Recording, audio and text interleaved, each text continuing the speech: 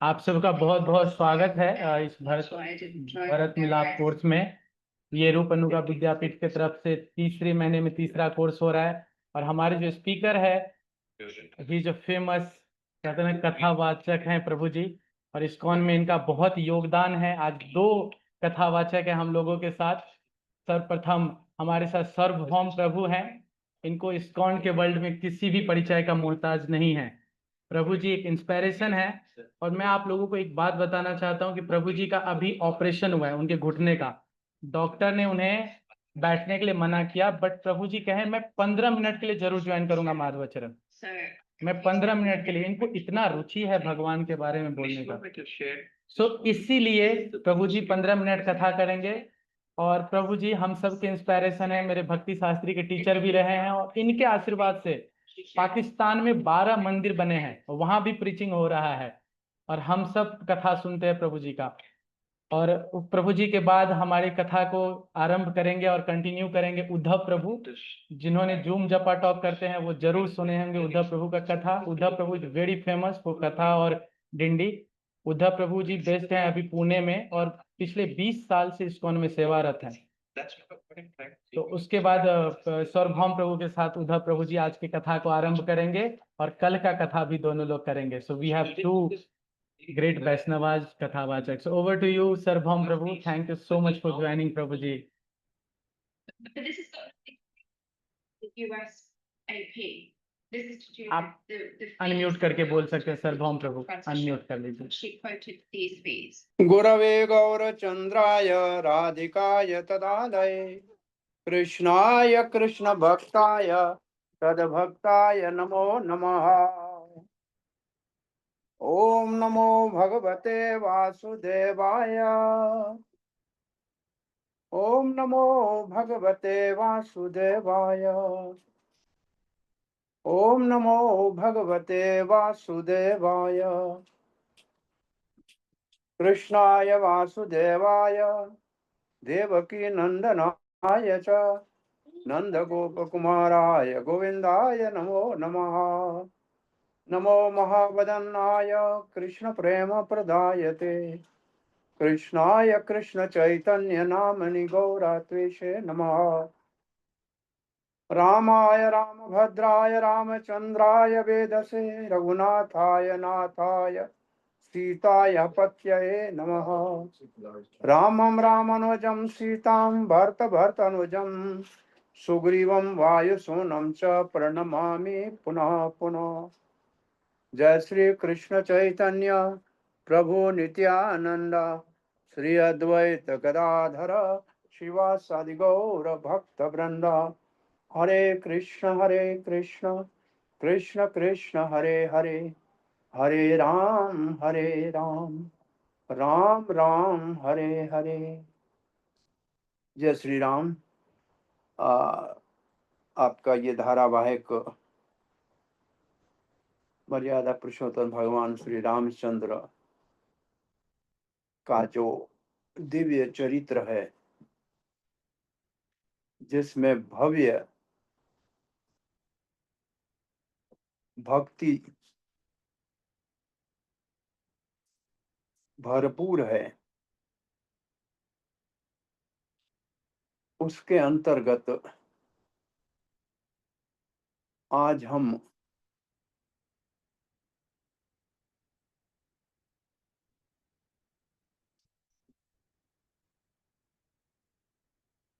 त्याग और वैराग्य की मूर्ति स्वरूप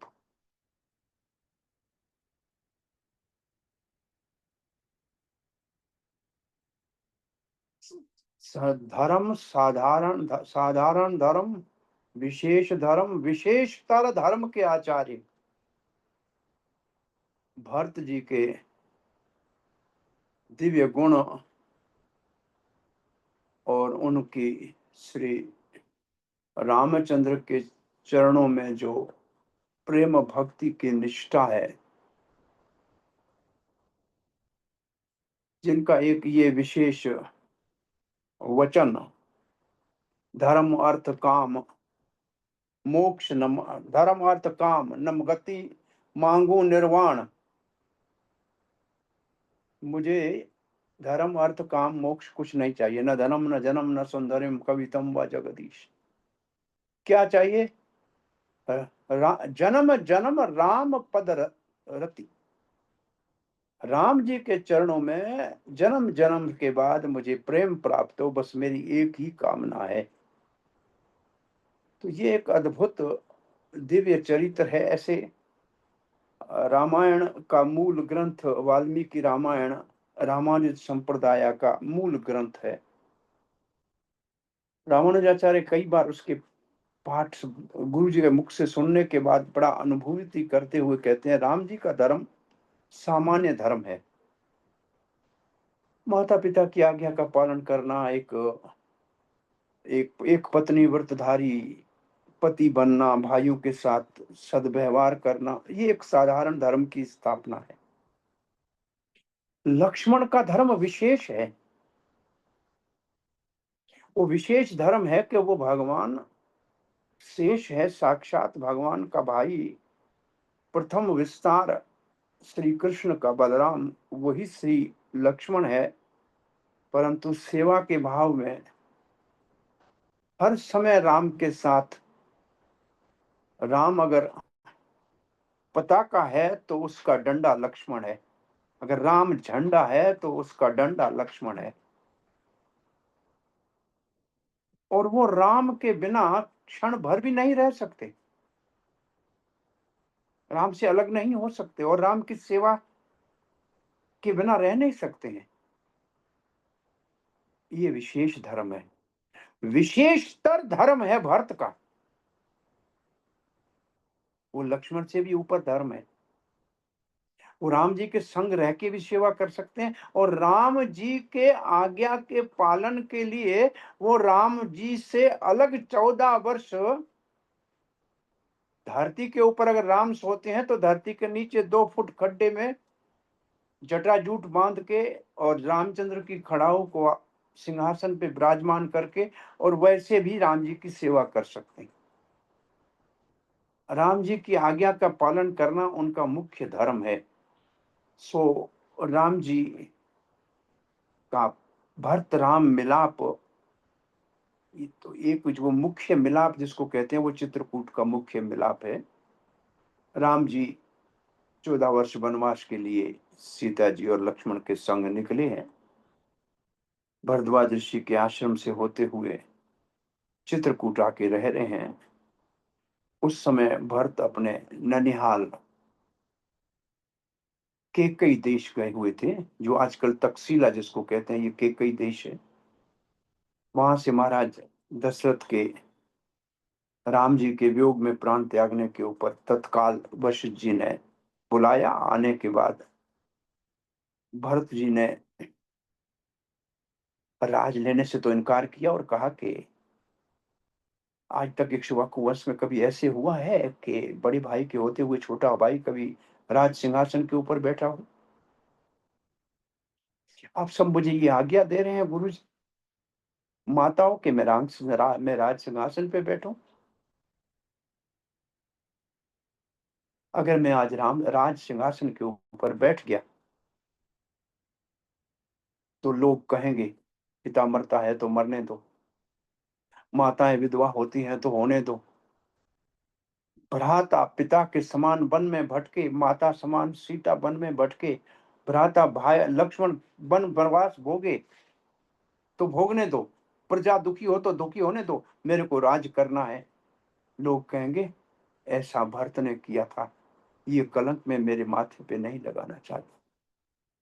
आप कहते हैं मेरे पिता ने मुझे राज दिया है, बहुत अच्छा, ये पिताजी की मर्यादा थी। और मैं आपको थोड़ा रहस्य यहाँ ये बता देता हूँ, केकई के साथ विवाह के समय केकई के पिता महाराज केकय ने महाराज दशरथ के साथ वशिष्ठ जी से ये कन्या शुल्क का वचन लिया था कि आप मेरी पुत्री के साथ विवाह इसलिए करते हो क्योंकि आपको संतान नहीं है, तो अगर अब संतान मेरी पुत्री से होगी तो उसी को आपको राज तिलक देना है, ये वचन दो। और ये वचन दिया था। और राम जी तो भगवान है, वो तो इस वचन को जानते थे और अपने पिता की मर्यादा को भी जानते थे। उनको ये लीला इसलिए करनी पड़ी कि दशरथ महाराज अपना वचन न तोड़े और वो भरत को राज दे, ताकि कोई ये न कहे कि भरत ने अपना महाराज दशरथ ने अपना वचन तोड़ दिया और राज राम को दे दिया। ये राम जी की योजना थी। राम जी ने तो कैकेयी की आंखों के ऊपर बचपन में आंखें बंद करके कहा, मैया पहचानो कौन हो। मैया ने हाथ से जोड़ के बोला, देखा मैं जानती हूँ बेटा, तुम मेरे राम हो, मुझे प्राणों से प्यारे हो। बोला नहीं, एक वचन दो तब आंखें खोलूंगा। बोला वचन क्या? बोला मैया कौशल्या तो ममतामयी है, वो कभी मेरे को ये काम मेरा नहीं करेगी। 14 साल वनवास का काम आपको करना पड़ेगा। वो पूरा वो जिस काम के लिए मेरा अवतार हुआ है, वो आप जब वनवास देंगी तभी पूरा होगा। और कैकेयी ने कहा, मैं जानती हूं कि इससे मुझे कलंक लगेगा, लेकिन बेटा तुमको मैं वचन देती हूँ कि मैं इस कार्य में आपकी सेवा। इसलिए राम जी ने कभी कैकेयी की निंदा नहीं की है। सबने निंदा की है, राम जी ने निंदा नहीं की है। तो भरत जी को राज दशरथ ने दिया, ये राम चाहते थे। और भरत ने कहा, राज दिया मेरे पिता ने, मैंने लिया, अब मैं ये राज राम जी के चरणों में अर्पण करता हूं। तो मर्यादा का भी पालन हो गया और मेरे धर्म का भी पालन हो गया। और आप सुन लो, मैं कल ही राम को यहाँ से मनाने के लिए चलना चाहता हूँ। और जो भी जंगल के रास्ते जाने वाले हैं, रास्ते क्या तैयारी कराओ। और रथ रवाने हुए, ध्वज लगा हुआ अयोध्या का, गुरुजन बैठे हैं, माताएं बैठी हैं, और भरत भी, और यहाँ से भरत भी रथ के ऊपर चढ़ा हुआ है। श्रृंगेरपुर के ऊपर जब पास पहुंचते हैं, तो निषाद राज गुहा, जो कृष्ण जो जो राम जी को अपना मित्र मान चुका है, राम जी ने उनको आलिंगन किया है, उसने कहा, अरे ये तो अयोध्या का ध्वज है, ऐसे तो नहीं है। राम जी को अकेला समझ के वनवास में भरत उनको रास्ते का कांटा समझ के हटाना चाहता हो। उसने अपने सारे सेवकों को कहा, ए भाइयों बंधुओं, आज राम की सेवा में प्राण देने का समय आ गया है। हमारे जीते जी भरत गंगा पार नहीं करेगा। नाव सब पानी में डुबा दो, सब अपने अस्त्र शस्त्र उठा लो। मैं जाता हूँ, परीक्षा लेता हूँ कि भरत का मनोवृत्ति क्या है। अगर वो राम के अहित के लिए जाता है, तो हमारे जीते जी यहाँ से नहीं जा पाएगा।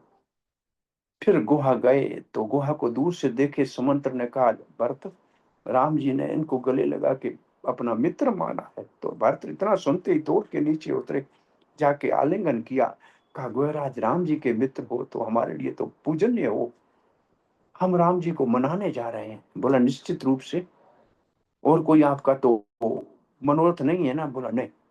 तब इशारा किया कि नहीं, इनका मनोरथ। तब बड़ा आदर पूर्वक वहां बैठे, और जब सारी रातें बातें करते रहे, तब कहा, राम जी ने यहाँ से जटाएं बांधी थी और यहाँ से पैदल गए थे, तो भरत यहाँ के बाद रथ के ऊपर नहीं चढ़े, पीछे चले हैं सबके।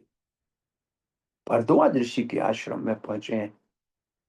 भरद्वाज ऋषि कहते हैं, सूर्य वंश में भागीरथ महा ने गंगा को धरती पे लाया, सारे संसार का कल्याण हो गया। भागीरथ से महान दशरथ महाराज है कि भगवान रामचंद्र को धरती के ऊपर लाए। और मेरे जीवन के जप तप ध्यान का जो फल था, आज सीताराम लक्ष्मण के दर्शन का सौभाग्य प्राप्त हो गया।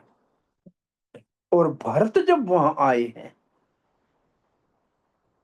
तब भरद्वाज जी कहते हैं, सीताराम लक्ष्मण के दर्शन का फल ये है कि आज मुझे भरत जैसे महाभागवत का दर्शन हुआ है।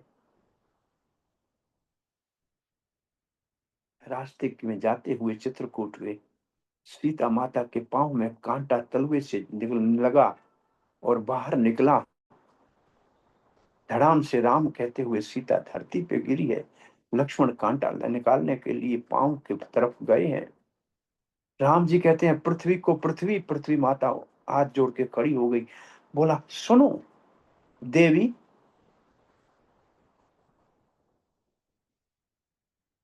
मेरे रास्ते में कांटा आए तो आने दो, नहीं तो नायक का धर्म क्या होता है इसका पता नहीं है, राजा को संकट आता है। सीता के रास्ते में कांटा आए तो आने देना, पतिव्रता नारी के धर्म की परीक्षा है। लक्ष्मण के रास्ते में कांटा आए तो आने देना, सेवक धर्म की परीक्षा है। पर कभी इस रास्ते से भरत अगर आए तो आप कोमल बन जाना, कांटे मत लगने देना, क्योंकि ये वो सह नहीं सकेगा। पृथ्वी ने कहा, अरे वो तो महाभागवत है। बोला, आप नहीं जानती हो, उसको कांटा लगेगा, उसको कांटे के दर्द का पता नहीं लगेगा। वो कहेगा ये कांटा राम जी को लगा होगा, सीता जी को, ये दर्द वो सह नहीं सकेगा। पृथ्वी ने हाथ जोड़ के कहा, धन्य है आप। और जब भरत उस रास्ते से गए हैं तो उस रास्ते के ऊपर ऊपर में बादल थे और नीचे फूल बिछे हुए थे, और भरत जी की ध्वजा को यहाँ यहाँ भरत जी ने त्रिवेणी के संगम के ऊपर हाथ जोड़ के कहा है कि गंगा आप भागीरथ की लाई हुई पुत्री हो, तो मैं हमारी सूर्यवंशों की पुत्री हो। जमुना आप तो सूर्य पुत्री हो, सूर्यवंशों की पुत्री हो। और वशिष्ठ नंदनी सरस्वती आप भी तो हमारे लिए पूज पुत्री हो। और पुत्री को हम देते हैं, कभी मांगते नहीं है, लेकिन आज क्षत्रिय होते हुए मैं आपसे ये मांग रहा हूं। कोई नहीं जानता है मेरे हृदय की बात कि राम जी मुझे स्वीकार करेंगे कि नहीं करेंगे। आप मेरे ऊपर आशीर्वाद करो कि राम जी मुझे स्वीकार कर। अयोध्या के ध्वज को देखकर लक्ष्मण ऊपर चढ़ के देखा, कारे भैया बाण देना। वो भरत राज पाने के बाद भी संतुष्ट नहीं हुआ, हमको रास्ते से हटाने के लिए आ रहा है, मैं सबको नष्ट कर दूंगा। राम जी ने कहा, भैया लक्ष्मण आप नीचे आओ। अयोध्या का ध्वज हो सकता है पिता आते हो। आप ठीक कह रहे हैं, राज के लोभ में माता पिता का भी वध कर सकते हैं, भाइयों का वध भी कर सकते हैं, ये संभव है।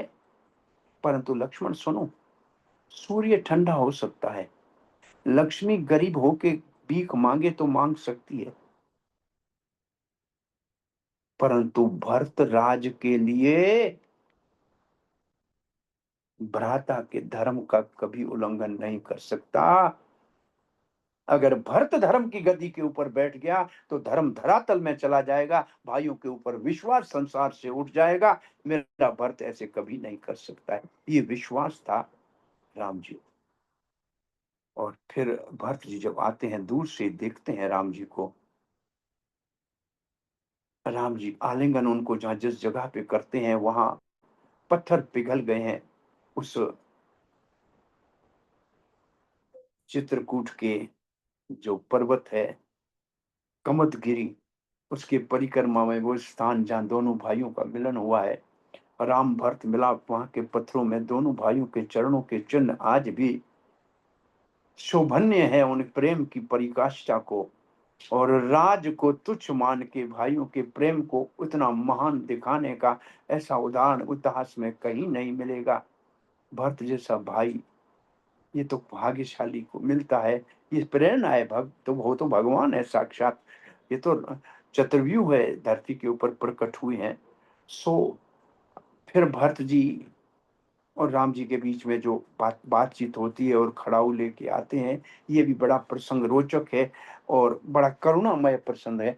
लेकिन मैं समझता हूँ कि उद्धव प्रभु यहाँ से आगे कथा को आरंभ करेंगे, हम कथा को यहाँ विराम देते हैं। जय श्री राम। राम भरत के चरणों में प्रणाम और आप सब भाइयों का भक्तों का बहुत बहुत धन्यवाद। Hare Krishna. Thank you so much प्रभु जय जी। श्री राम। जय श्री राम प्रभु, जय श्री राम। थैंक यू प्रभु।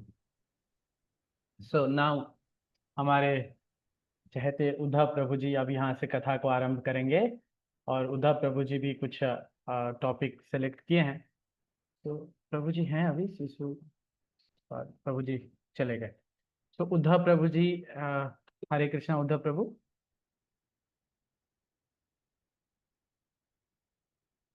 उद्धव प्रभु बड़े रोचक कथाकार हैं, और जो उन्होंने 2005 में अपनी भक्ति शास्त्री कंप्लीट की, फिर भगवत विद्यालय से उन्होंने भक्ति वैभव भी किए। और जो गुरु हमारे परम पूज्य लोकनाथ महाराज जी का पुणे में भागवतम कथा होता है, उसमें प्रभु जी का बहुत अहम योगदान होता है, वो सूत्रपात करते हैं प्रभु। और अपना भी इनका बहुत शेड्यूल होता है। प्रभु जी अलग अलग जगह पे कथा और कीर्तन करते हैं। सो प्रभु जी को मैंने रिक्वेस्ट किया कि प्रभु जी दशहरा है और भगवान राम के बारे में कुछ बताएं राम कथा में से। तो आज और कल प्रभु जी हमें राम कथा करेंगे। ओवर टू यू उद्धव प्रभु ji. Hare Krishna. Krishna ji. Start video. Okay, मुझे वो ऑप्शन ही नहीं मिल रहा था वीडियो स्टार्ट। अच्छा अच्छा। Sorry ji. Can you hear me properly? Yes प्रभु जी। ओके, हरे कृष्णा। वीडियो वगैरह है, आ रहा है? हाँ जी प्रभु दिख रहा है। हरे कृष्णा कृष्ण कृष्ण हरे हरे, हरे राम राम राम हरे हरे। परम पूज्य सार्वभौम प्रभु जी की जय हो। आपकी कृपा से प्रभु जी हमको सार्वभौम प्रभु के मुखारविंद से कुछ बूंदे ही सही बड़ी सुंदर सी राम भरत की कथा सुनने का अवसर प्राप्त हुआ, उसके लिए मैं आपका आभारी हूँ। तो इसी विषय पर प्रभु जी कंटिन्यू करते रहेंगे, इसलिए हमने जानबूझकर एक अलग सब्जेक्ट चुना है, इस पर हम लोग चिंतन करेंगे। आज के इस कथा में हम लोग जो केवट बड़ा ही प्रसिद्ध रोचक ऐसा एक प्रसंग आता है रामचरित में, जहाँ पर राम जी, लगभग वही प्रसंग है। इसके पश्चात जैसे चित्रकूट पहुंचे थे भगवान, तो बाद में भरत जी आए थे। उससे पहले का जब श्रृंगेरपुर से भगवान गंगा जी को पार करके आगे गहन वन में जाने वाले थे, तो उस प्रसंग के अंतर्गत ही यहाँ पर एक छोटा सा प्रसंग आता है, जहाँ पे भगवान का केवट के साथ थोड़ा सा संबंध आ जाता है। और वो केवट जो है वो भगवान को गंगा नदी को पार करके दूसरी ओर छोड़ता है। तो बड़ा ही सुंदर ये प्रसंग है। ऐसे मैं सोच ही रहा था कि जब हमको कहा गया था, आग्रह किया गया था कि आपको कुछ बोलना है, तो मैंने ये इसलिए भी चुना क्योंकि जैसे आप जानते हैं कि दशहरे के उपलक्ष्य में यहाँ पर ये 2 दिवसीय का ये बड़ा विशेष सत्र आयोजित हो रहा है। हम लोगों का दुर्भाग्य है, आप कह सकते हैं कि प्रभु जी उनकी तबीयत ठीक नहीं है, वैष्णव सार्वभौम प्रभु जी की, वरना उनके मुखारबिंद से लगातार 1.5 घंटा आज कल ऐसे धारावाही 3 घंटे कथा सुनने मिलती, तो बस आनंद ही आ जाता, दशहरा अपना धन्य हो जाता। लेकिन जब हमको ये सेवा दी गई कि ऐसे ऐसे प्रभु जी का थोड़ा सा कुछ घुटनों का ऑपरेशन वगैरह हुआ है, तो हमने सोचा कि दशहरे के उपलक्ष्य में है, तो दशहरा जो है बड़ा ही विशेष प्रसंग है।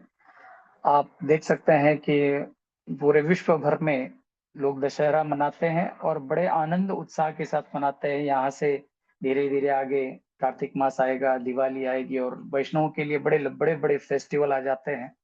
और खास करके गौड़ीय वैष्णवों के लिए तो लगभग प्रायः सभी फेस्टिवल इस कार्तिक मास में आ जाते हैं। तो यहाँ से एक आनंद की पर्वणी आरंभ होती है। तो हमने कहा कि ऐसा, वैसे रामायण जो है, रामचरित्र जो है, बड़ा ही करुण चरित्र है भगवान का। हर कोई जो भक्त वैष्णव अवैष्णव सभी लोगों को जो कथा सुनते हैं। ऑन योर कैमरा ऑन ही है, किसी का मैसेज आया था अभी। नहीं, वो सबके लिए था, आई थिंक ड्यूटीज के। ओके आप करिए। ओके, जी जी जी। तो हमने सोचा कि वैसे रामायण ऐसा एक करुण चरित्र है कि हर किसी की आंखें नम हो जाती है जब राम जी की दिव्य कथाओं को सुनते हैं, जिसमें करुणा है, भक्ति है, प्रेम है, निस्वार्थता है, त्याग है, बहुत सारी दिव्य गुण। जैसा भी सार्वभौम प्रभु कह रहे थे कि राम जी का चरित्र हमको एक विशेष प्रकार का धर्म सिखाता है, भरत जी का चरित्र, लक्ष्मण जी का चरित्र, सीता जी का चरित्र। तो राम जी आदर्श हैं। राम जी के सभी जो संगी हैं, पार्षद हैं, वे भी सब आदर्श हैं और किसी न किसी प्रकार की शिक्षा हम लोगों को प्रदान करते रहते हैं। लेकिन चूंकि आनंद की पर्वणी आरंभ हो रही है, तो उस रामचरितमानस के अंतर्गत ये बड़ा ही सुंदर सा ऐसा बहुत ही विशेष ये प्रसंग है, केवट प्रसंग, जिसमें थोड़ा सा राम जी का थोड़ा सा मूड, क्योंकि पिछली रात जो थी वो बड़ी भयानक रात्र थी। राम जी को वनवास मिला है और राम जी समस्त अयोध्या वासियों के साथ ही निकल पड़े थे और बीच में ही अयोध्या वासियों को एक रात रुके थे एक जगह पे और फिर वहां से वापस मध्य रात्र में ही अयोध्या की ओर आ रहे थे। तो सभी अयोध्या वासी बड़े प्रसन्न हो गए और प्रसन्न होकर उनको लगा कि राम जी जो है वो उनका मूड बदल गया है और हो सकता है शायद वापस अयोध्या आ रहे हों। तो नाचते गाते भागते हुए सब लोग अयोध्या की ओर वापस आ रहे थे। लेकिन जैसे अयोध्या के एकदम निकट पहुंचे तो उन्होंने देखा कि एक दूसरे ही मार्ग से राम जी का जो रथ है वो गहने जंगल की ओर निकल पड़ा है। तो केवल राम लक्ष्मण सीता जी और सुमंत्र जी के साथ वो रथ जो है वो वन की ओर निकल पड़ा है। तो सारे अयोध्या वासी समझ गए कि राम जी की इच्छा नहीं है कि हम उनके साथ जाएं। तो उन्होंने भी ये अपने ये राम जी की आज्ञा स्वरूप ही इसको स्वीकार किया और फिर कोई राम जी के पीछे नहीं गया। लेकिन फिर भी राम जी के मन में एक डर था कि हो सकता है अयोध्या वासी फिर से आ जाएं पीछे से। तो जब जंगल में गए तो जैसे अभी प्रभु जी कह रहे थे कि निषाद राज गुह जी उनसे मिले थे श्रृंगेरपुर से पहले। वहां पर एक रात्रि का विश्राम राम जी ने किया था और दूसरे दिन भोर में ही उठकर तुरंत वो चाहते थे कि गंगा नदी जो वहां से पास में थी निकट से उसको पार करके और गहन वन में जाया जाए ताकि ये आने वाले जितने भी अयोध्या वासी हैं उनके आने की संभावना एकदम न्यूनतम हो जाए। तो इस तरह से ये प्रसंग है। तो दशरथ जी ने सुमंत्र जी को खास भेजा था क्योंकि राम लक्ष्मण सीता जी उम्र में भी बहुत ही कम उनका वयमान था। तो कहा कि छोटे छोटे से बच्चे हैं और बड़े ही जिद पर अड़े हुए हैं, एक प्रकार का बाल ही हट ही है। तो हे सुमंत्र जी आप एक काम करो, इन सबको अपने स्वर्णिम रथ में बिठाकर थोड़ा सा जंगल का दर्शन, जंगल सफारी इसको कहते हैं, घुमा के लेके आओ। लेकिन ये रघुवंशी बड़े प्रसिद्ध हैं अपने दृढ़ वचनों के लिए। रघुकुल रीत सदा चली आई, प्राण जाई पर वचन न जाई। तो इस बात का भी संशय था दशरथ महाराज को, इसलिए उन्होंने कहा था कि हो सकता है राम वापिस ना आए या हो सकता है राम जी वापिस नहीं आ रहे उसको देख के लक्ष्मण भी ना आए, लेकिन कम से कम सीता महारानी को तो आप जरूर वापिस लेकर आना। ऐसा आदेश उन्होंने सुमंत्र जी को दिया था और सुमंत्र को भेजा था इसी आदेश के साथ।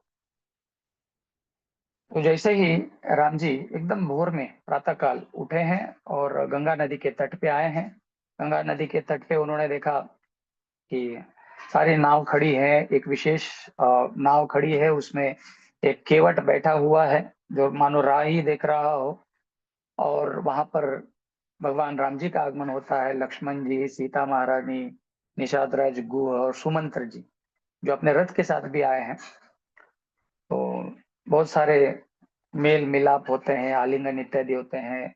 निषाद राज बड़े दुखी हैं कि राम जी को और गहन वन में जाना पड़ रहा है।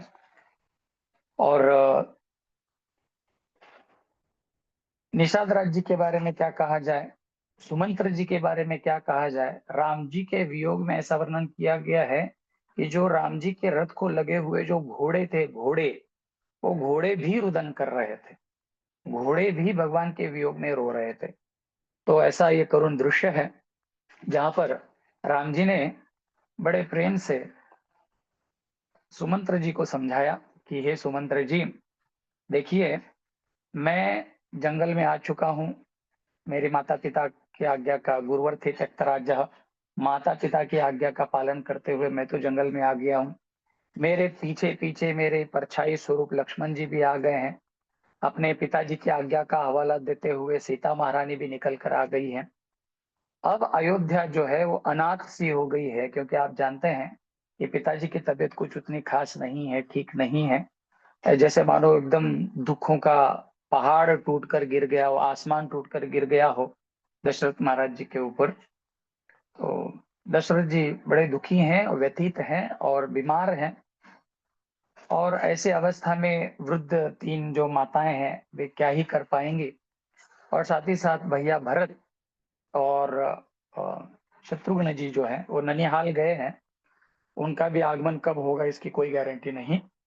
तो आप ही मुख्य मंत्री हैं और वशिष्ठ जी हैं जो पुरोहित हैं, गुरु जी हैं। तो आप दोनों को ही मिलकर अयोध्या के राज्य को कुछ एक दिनों तक, जब तक भरत ना आ जाए, आपको संभालना पड़ेगा। महाराज जी की तबीयत संभालनी पड़ेगी, अयोध्या के राजपाट को संभालना पड़ेगा, मेरी माता को इत्यादि संभालना पड़ेगा, सुमित्रा जी को और कौशल्या जी को संभालना पड़ेगा, कई जी को भी। तो इस तरह से उन्होंने सुमंत्र को समझाया। तो यहाँ से हम इस कथा को आरंभ करते हैं।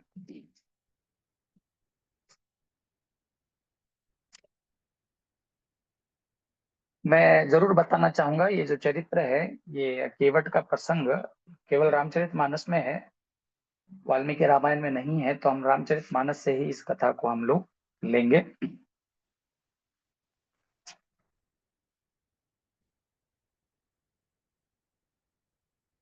जब रथ हाके जा रहे थे और सुमंत्र जी वापस जाना चाह रहे थे, तो घोड़ों की क्या दशा थी, इसका वर्णन एक सुंदर दोहे में यहाँ पर गोस्वामी जी करते हैं। रथ हाके हय रामतन, हेरी हेरी ही नाही, देख निषाद विषाद बस, धुनहि शीस पछताही। रथ हाकेऊ हय राम तन, हेरी हेरी ही नाय। रथ हाकेऊ, जब रथ हाँकते थे, सुमंत्र जी रथ चलाते थे, तो राम तन हेरी, राम जी की ओर मुड़ मुड़ कर, जब ये घोड़े सारे, जो रथ में जितने भी घोड़े लगे हुए थे, वो राम जी की ओर मुड़ मुड़ कर देखते हैं, मुड़ मुड़ कर देखते हैं, और एक बड़े ही विचित्र, एकदम करुण क्रंदन करते हुए, ही ना ही अलग प्रकार से, जैसे आपने देखे होंगे घोड़े जो आवाज करते हैं, इस तरह का आवाज किया कर रहे थे। उनको मारा जा रहा था, चलिए चलिए वापस चलना है, चलो चलो, लेकिन घोड़े आगे नहीं बढ़ पा रहे थे। एक दो कदम चलते मुड़ के राम जी को देखते, दो कदम चलते मुड़ के राम जी को देखते। ऐसी दशा उन पशुओं की हो गई थी। राम जी के वियोग में उन घोड़ों की ऐसी दुर्दशा हो गई थी।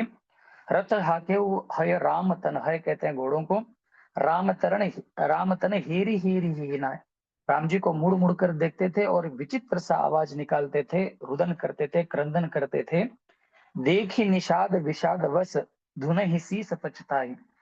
ऐसे इन अबोल पशुओं का क्रंदन देखकर निषाद राज गुह जो थे, क्योंकि वो जंगल के निवासी थे और उनका पशुओं के प्रति विशेष प्रेम था, तो आप देखते हैं, निषाद राज जी देखते हैं घोड़ों की ऐसी दुर्दशा, और सिर पटक पटक कर वे भी रुदन कर रहे हैं। वो भी दुखी हैं, वो भी रुदन कर रहे हैं कि कैसे, मतलब आप कल्पना कर सकते हैं कि राम जी का इतना स्नेह, इतना प्रेम अपनी प्रजा के प्रति है, हर चराचरों के प्रति है, केवल मनुष्यों के प्रति नहीं, हर तरह के पशु पक्षियों के प्रति भी, कि उनके वियोग में पशुओं की ऐसी विकल दशा हो गई है, दुर्दशा हो गई है, कि उनको देख देख कर ये घोड़े जो हैं, घोड़े भी रुदन कर रहे हैं।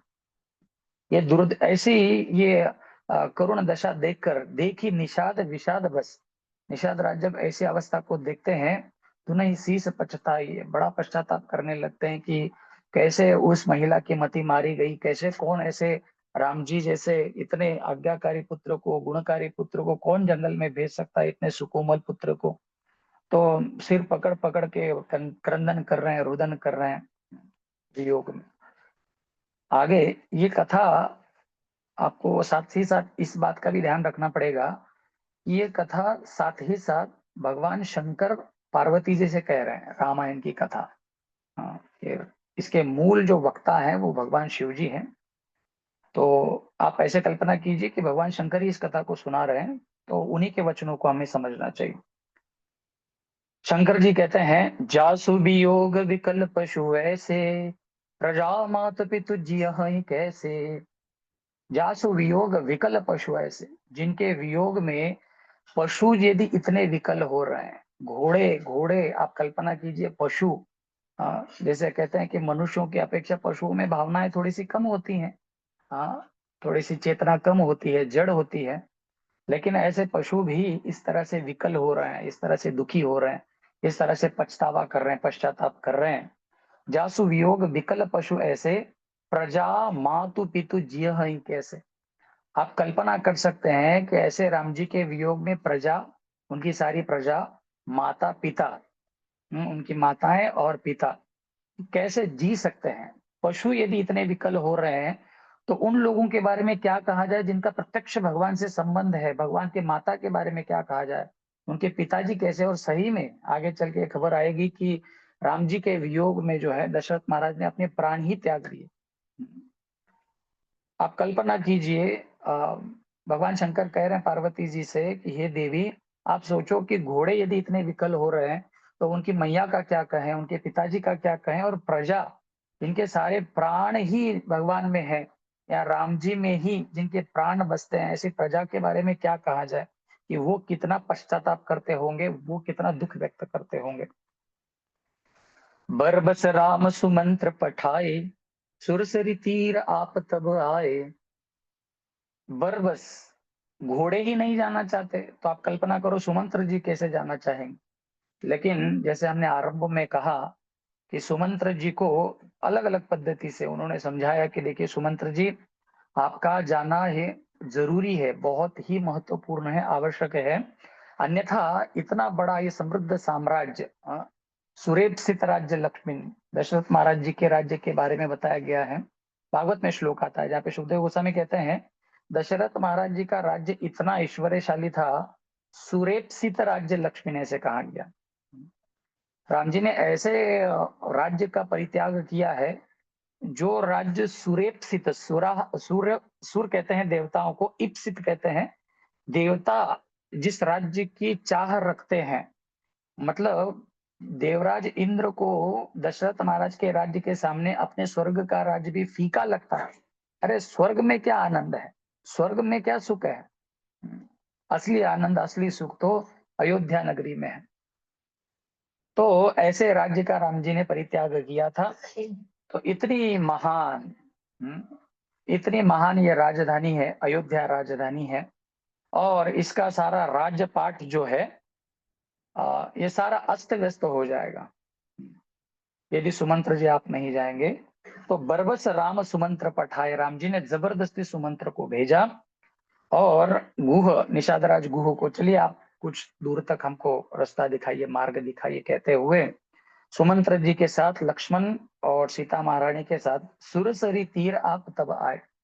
सुरसरी गंगा जी को कहते हैं, देवताओं की नदी है, देव नदी है, इस लोक की नदी नहीं, ऊपर से आती है, स्वर्ग लोक से उतरती है नीचे, इसलिए भी गंगा जी को सुरसरी कहते हैं, देव नदी कहते हैं।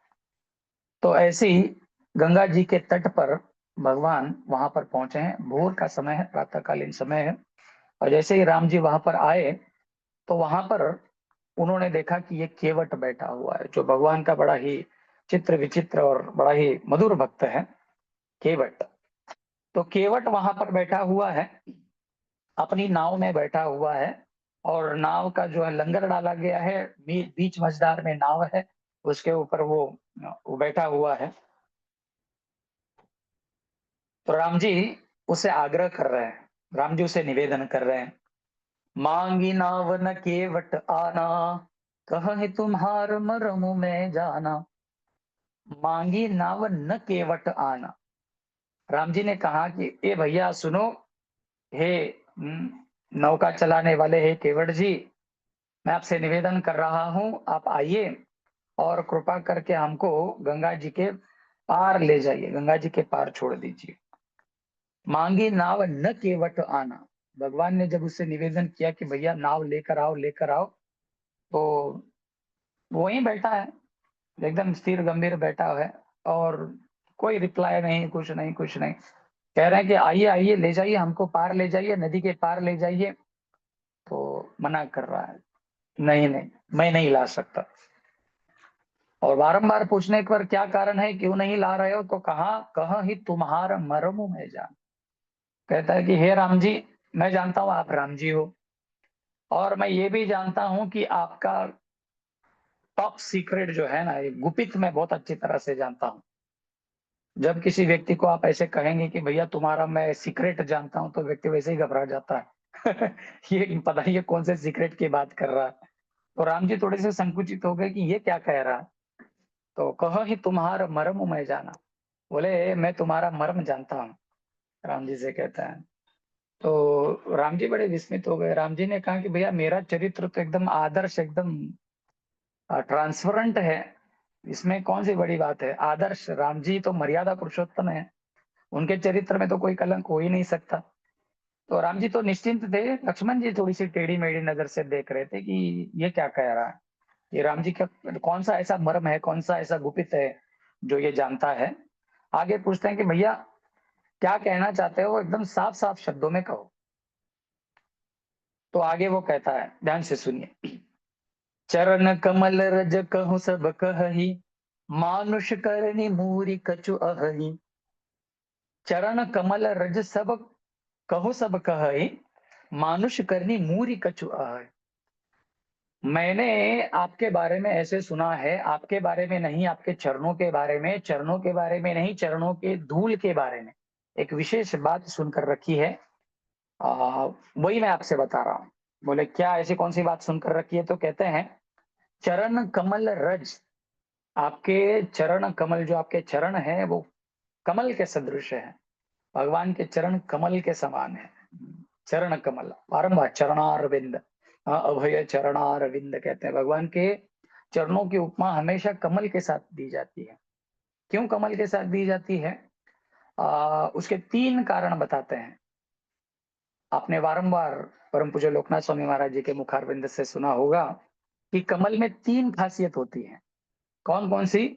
एक तो कमल जो होता है उसमें थोड़ी सी लालिमा होती है।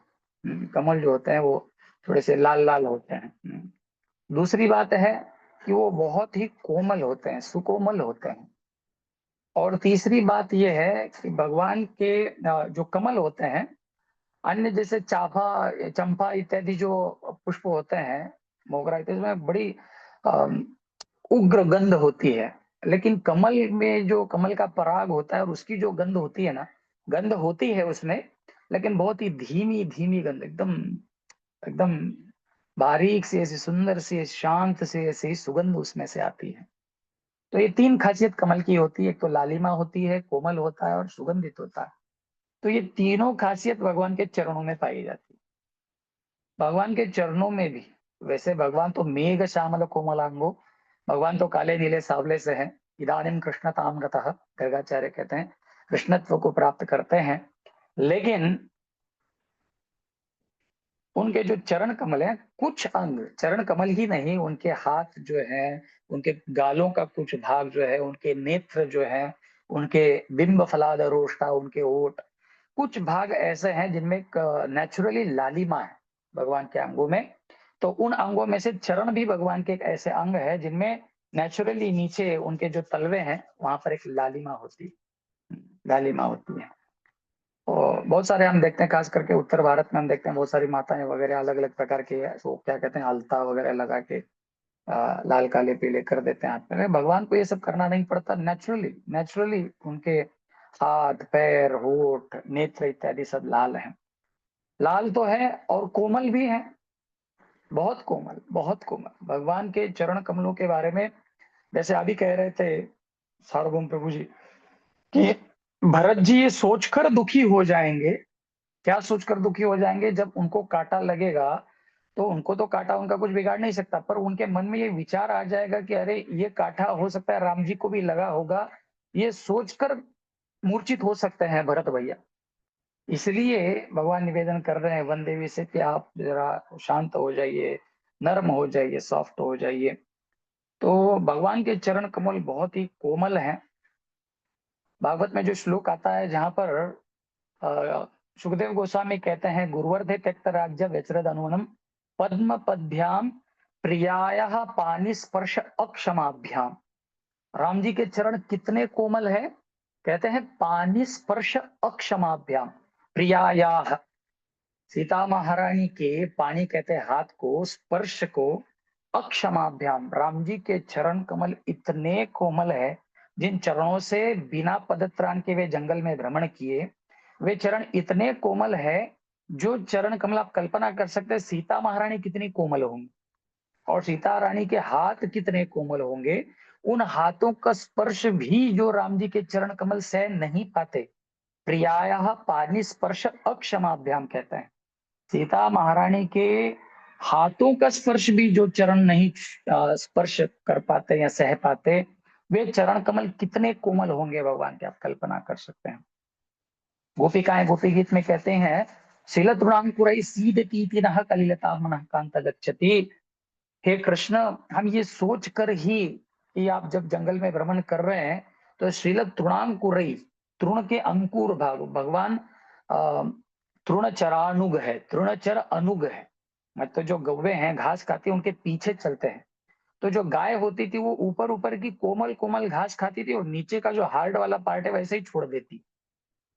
तो भगवान पीछे से चलते हैं तो कभी कभी वो जो अंकुर, जो नीचे का जो भाग भगवान के चरणों में ऐसा चुभ जाता है, जिसको सोच कर ही गोपियां कहती हैं कलिलताम मनः कांत गच्छति है। कांत, ऐसा सोच कर ही वो शीलतृणांकुरे सीदतीति नः, हुए आपके चरणों में वो चुभते होंगे, ये सोच कर ही हमारा मन जो है वो एकदम दुखी हो जाता है। कलिलताम, कलिलता को प्राप्त हो जाता है, व्यग्र हो जाता है, व्यथित हो जाता है आपके चरणों के बारे में सोच सोच कर कि इतने सुकोमल चरण ये कैसे सहन करते होंगे इस दुख दर्द को, इस कष्ट को।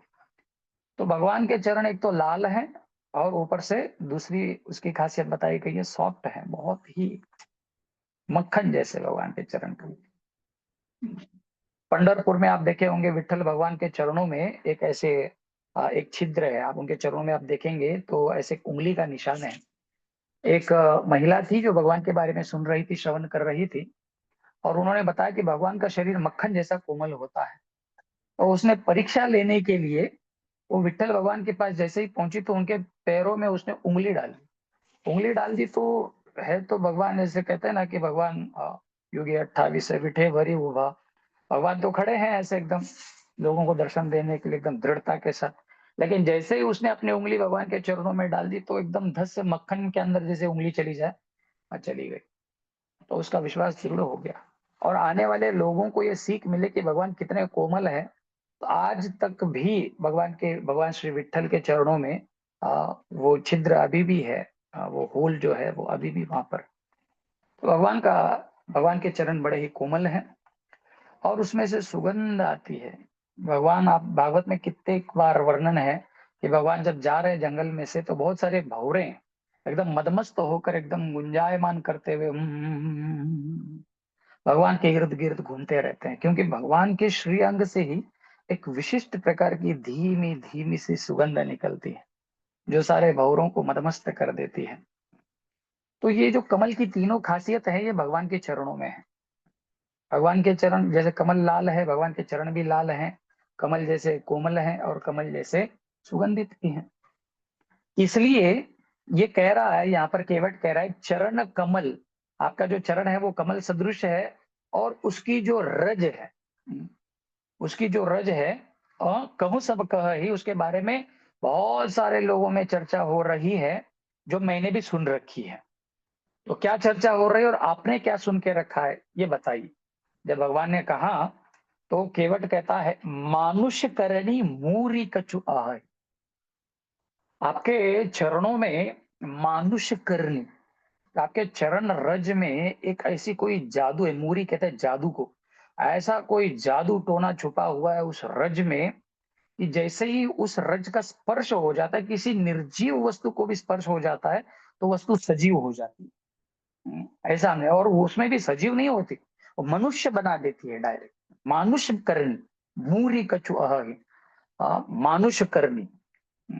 भगवान आपके चरण रज में ऐसा चमत्कार है कि उसका स्पर्श होते ही निर्जीव वस्तु मनुष्य बन जाती, सजीव बन जाती, ऐसा हमने सुना है। मानुष करनी मूरी कछु आह।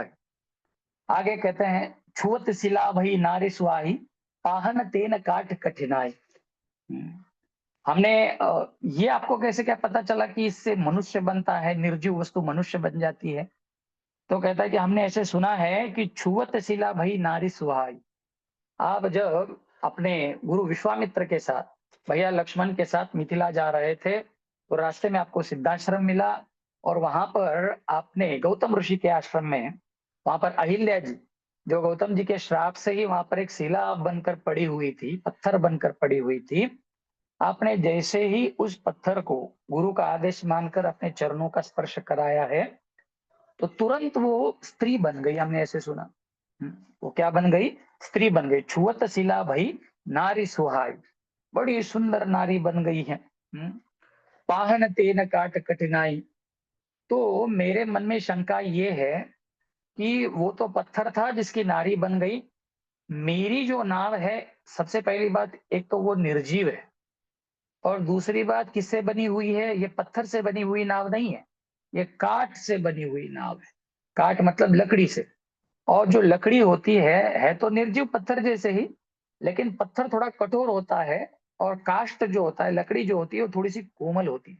आप सोचो, इतना कठोर पत्थर यदि स्त्री बन जाएगा, तो लकड़ी की यदि कोई वस्तु है, वो तो निश्चित रूप से अप्सरा बन जाएगी। तो इसलिए भी मुझे थोड़ा सा डर लग रहा है। तो आगे और भी वो स्पष्ट करते हैं, छुअत शिला भई नारी सुहाई। आप बताइए, शिला यदि नारी बन जाती है, तो वो भी कैसी? सुहाई, बड़ी सुंदर सुहावन स्त्री बन जाती है। एक तो मैं बहुत ही गरीब परिवार से हूँ, नौका चलाता हूँ, इससे मेरा घर परिवार चलता है। ऐसे में यदि मेरी नाव, एक तो नाव चली जाए, उसका नुकसान वो आगे बताएंगे, लेकिन आप ऐसी कल्पना करो कि वो नाव बन जाए एक स्त्री, और एक तो खर्चा बढ़ गया, क्योंकि मेरा तो ऑलरेडी परिवार है, मेरी पत्नी है, मेरे बच्चे हैं, एक और महिला आ जाएगी, एक स्त्री आ जाएगी, और इन सबको पालने की व्यवस्था शून्य हो जाएगी। नाव चली जाएगी और स्त्री आ जाएगी, जिसके हमारा घर परिवार चल रहा है, अब वो हमारी आमदनी की जो व्यवस्था है वो तो नष्ट हो जाएगी, और ऊपर से एक पेट और बढ़ जाएगा। और ऊपर से आप कल्पना करो कि ऑलरेडी मेरी पत्नी है, मेरे घर में मेरी पत्नी है, धर्म पत्नी, और ये दूसरी एक कन्या आ जाएगी, तो इसको मैं कहाँ रखूंगा? मेरी कैसी दुर्दशा हो जाएगी, आप कल्पना नहीं कर सकते। क्योंकि हमारे यहाँ पे महाराष्ट्र में कहते हैं कि अनेक बायका फजिती है, क्या कहते हैं कि एक पत्नी संभालते संभालते, आप में से बहुत सारे लोग हो सकता है गृहस्थ हों और जानते हैं कि कितना कठिन होता है परिवार संभालना, माताओं को संभालना, उनकी इच्छाओं को पूर्ण करना, और उसमें भी एक की जगह दो बन जाए तो खर्चा दूना हो जाएगा। तो वही कह रहा है कि यदि एक तो उतनी सुंदर, एक तो नारी बन जाएगी, खर्चा बढ़ जाएगा, ऊपर से नारी सुहाई, सुंदर नारी बन जाएगी। ऐसा कहा जाता है कि बहुत सारे प्रभु लोग जो हैं, वो हो सकता है एक जगह, आप जैसे यात्रा में हम लोग देखते हैं कि प्रभु लोगों को एक ही बड़े से बड़े पंडाल में, इसमें उसमें डाल आराम से रह जाते हैं, लेकिन दो चार महिलाएं एक जगह शांति से रह पाए, ये कितना कठिन कार्य है, आप जिस कल्पना कर सकते हैं। एक दूसरे को, माताओं में उतना वो नहीं होता है, एक दूसरे के प्रति एडजस्ट भाव नहीं होता है। आप इसको कैसे समझ सकते हैं? आप अपना दिमाग लड़ाकर समझ जाइए। तो आप कल्पना करो कि तो मेरी पत्नी है और ये सुंदर स्त्री वहां पर आ जाएगी, तो एक दूसरे के साथ तो कम झगड़ेंगे, दोनों मिलके मुझ पर चढ़ जाएंगे। आप इसके बारे में आप सोचो, सुंदर नारी बन जाएगी, तो ये बड़ी समस्या है। एक तो उसको पालना समस्या है, और महिला को मेरे घर में रखना और बड़ी समस्या। और मुझको डाउट ये भी है कि ये तो, क्योंकि पत्थर यदि सुहाई नारी बन सकता है, तो ये लकड़ी की काष्ठ की जो नौका है, ये तो निश्चित रूप से अप्सरा बन जाएगी, और जितना हाई लिविंग है उतना खर्चा अधिक है। तो ये भी एक बहुत बड़ी समस्या है। तो मुझे तो हो ना हो विश्वास है कि मेरी नाव तो बस अप्सरा ही बनने वाली, कोई साधारण नारी नहीं बनेगी, क्योंकि वो पत्थर थी, वो नारी बन के अपने मुनि के घर चली गई। लेकिन ये काठ मेरी जो है, ये अप्सरा बन जाएगी और मेरे ही घर में रह जाएगी। आगे कहते हैं, यदि ऐसा हो जाए, समस्या बता रहे हैं, तरनेऊ मुनि घरनी हुई जाई, बाट परई मोरी नाव उड़ाई। जैसे हमने कहा कि वो तो ठीक है, क्योंकि उनके पति देव तो सिधार चुके थे, तो वो तो चली गए अपने पति के लोक में। तो ये बन जाएगी, स्त्री आ जाएगी मेरे घर में, खर्चा पानी बढ़ाएगी, झगड़ा वगड़ेगी, और खाने पीने की व्यवस्था सब नष्ट भ्रष्ट हो जाएगी। क्यों? क्योंकि वे कहते हैं, यही प्रतिपालहु सब परिवारु, नहीं जानऊ कछु और कबारू।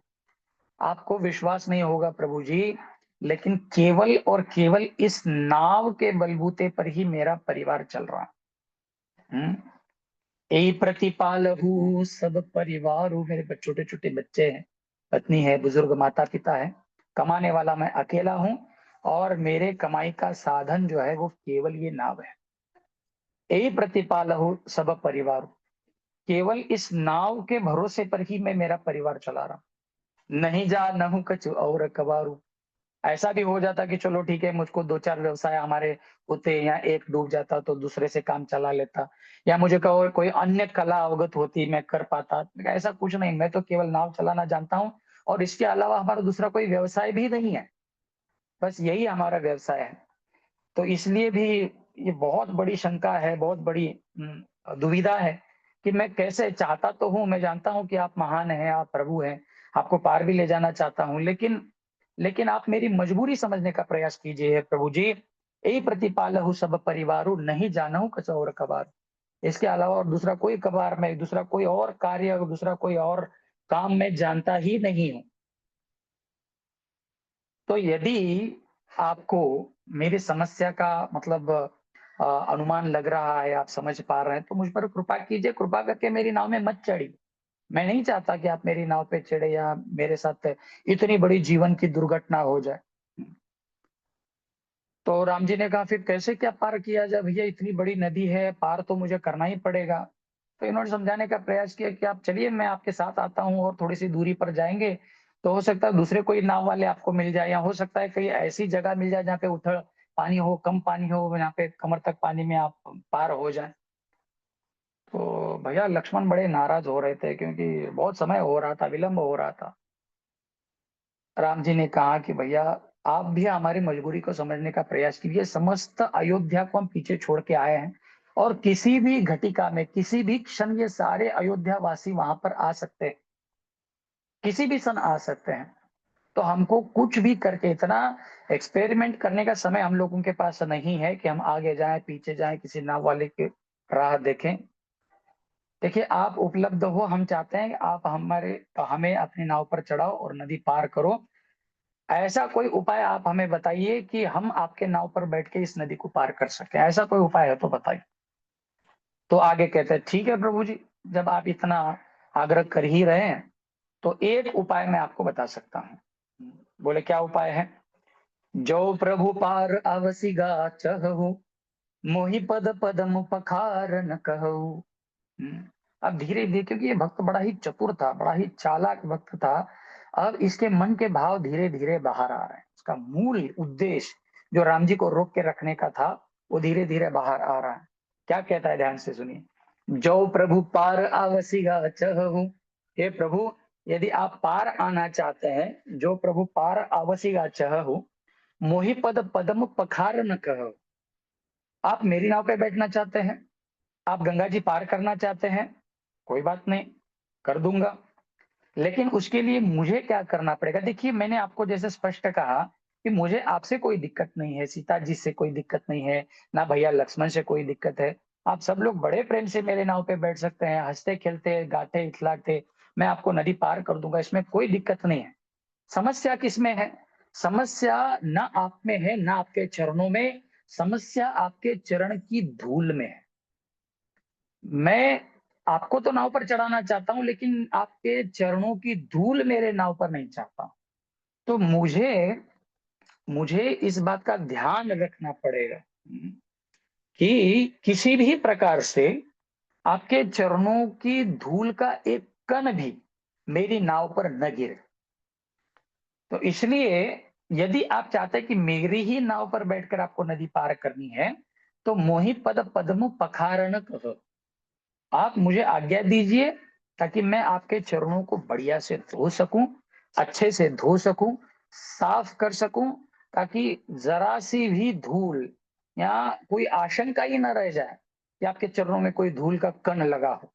जब इस तरह से बढ़िया से आपके चरण साफ हो जाएंगे तो फिर मैं आपको मेरी नाव पर चढ़ाऊंगा और आपको मैं ले जाऊंगा, नदी के पार ले जाऊंगा। तो राम जी तो खड़े खड़े हंस रहे हैं, मन ही मन हंस रहे हैं, क्योंकि राम जी त्रिकालज्ञ हैं, सर्वज्ञ हैं, जानते हैं, इस भक्त को जानते हैं, इसके भूत वर्तमान भविष्य को जानते हैं। लक्ष्मण जी, सीता जी धीरे धीरे धीरे धीरे उनकी भौवें टेढ़ी हो रही हैं। सीता जी जो है वो बड़ी परेशान हो रही है, व्यग्र हो रही है, लक्ष्मण जी की ओर बार बार देख रही है, इशारा कर रही थी, अरे क्या नाटक लगा के रखा, राम जी को मना कर रहा है, आप कल्पना करो। तो लक्ष्मण जी भी बड़े परेशान है, उनके कंधे पर धनुष बाण है। तो लक्ष्मण जी जब टेढ़ी मेढ़ी नजरों से देख रहे हैं, तो लक्ष्मण जी जब गुस्से से देखते हैं तो इस संसार का कोई भी व्यक्ति हो, वो तो घबरा जाएगा। लेकिन ये जो धीर केवट है, यह नहीं घबराया। लक्ष्मण जी को वो देख रहा है, लक्ष्मण की ओर उसकी नजरें हैं। अच्छा कह रहा है, अच्छा लक्ष्मण जी आप टेढ़ी नजरों से देख रहे हो, हाँ आपके मन में क्रोध जागृत हो रहा है, कोई दिक्कत नहीं। लेकिन मैंने जो निर्धारण किया है, ये राम जी के चरणों को धोऊंगा, उनके पैरों का अभिषेक करूंगा, आज मैं वो किए बगैर नहीं रहूंगा। आगे बड़ा सुंदर छंद है जिसमें इन भावों को और प्रगाढ़ रूप से गोस्वामी जी व्यक्त करते हैं। ध्यान से सुने। पद कमल धोई चढ़ाई नावन नाथ उतराई चहु, मोहि राम राउरियान दशरथ सपत सब साचे कहूँ। बरु तीर मारहु लखन पई जब, लगिन नाथ लगिन पाय पखारी हो, तब लगिन तुलसीदास नाथ कृपालु पार उतारे हूँ। पद कमल धोई चढ़ाई नावन नाथ उतराई चहु। राम जी से कह रहा है, राम जी इतना क्या संकोच कर रहे हैं, अरे आप क्लियर ऑर्डर दे दो भैया, चलो मेरे पैर धो दो, बस 2 ही मिनट का तो काम है, आपके पैर धोना है, आपको नाव पे बिठाना है, 2 मिनट में नदी पार कर दूंगा, इसमें कौन सी सोचने वाली बात है। अच्छा कहीं आपको ऐसा तो नहीं लग रहा कि भैया ये तो वो स्पेशल नाव वाला है, तो बड़ी ही वीआईपी सर्विस दे रहा है, तो इसका चार्ज भी अधिक होगा, हम तो वनवासी लोग हैं, तापस वेश विशेष उदासी, इस रूप में आए हैं, ना हमारे पास देने के लिए कुछ है ना लेने के लिए कुछ है, तो हो सकता है आगे चल के यदि कोई बड़ी फीस मांग ले तो क्या करें। तो वो कहता है कि ना ना ना ना, आप बिल्कुल निश्चिंत हो जाइए, पद कमल धोई, बस आप ये मान लीजिए कि आपके चरणों का जो धोवन है, आपके चरणों का जो अभिषेक है, वही हो सकता है मेरी उतराई है, मेरा टिकट है या टिकट का खर्चा है।